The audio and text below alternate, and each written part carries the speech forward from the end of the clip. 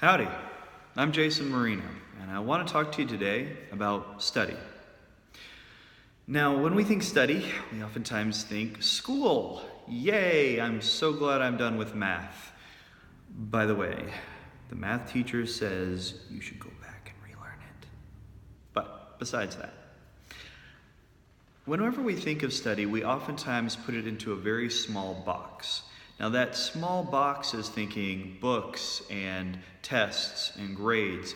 But the thing with study is that study is bigger than that. Study is about mental intake. Essentially, everything that we are putting into our life, into our mind, into our being through experience. You see, study is about the fact that we are constantly absorbing things. Not just through what we read, but through what we see, through what we hear, through what we do. All these things end up affecting who we become.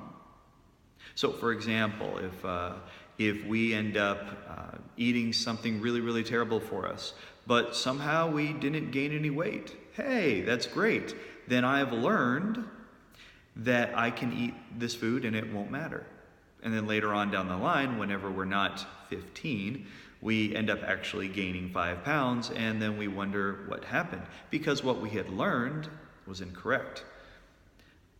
But there might be other things, like whenever we interact with people that we've met at work or at a party or through family, and we see the way that we get treated, or the way that we can interact with them and treat them.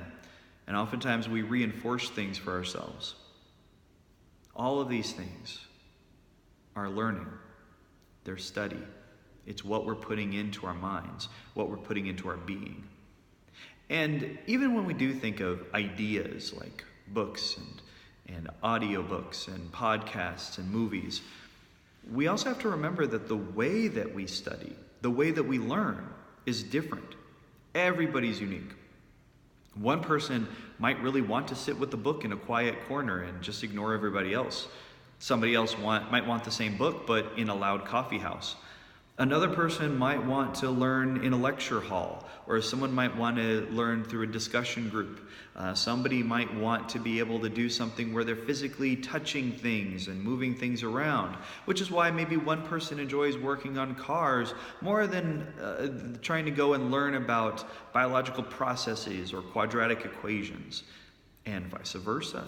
Some people prefer it that way. They don't like the hands-on. Everyone has a different way of study. Now, keep in mind, there are times in your life where you have to learn in different ways. There are times when you have to do something by practice. You can't just learn it in your head. You have to actually go through it.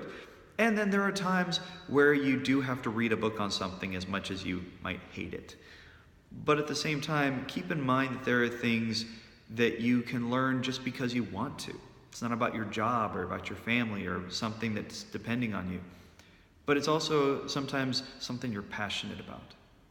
And if you try to learn something just because you want to, you have to ask the question of, how will I best do that?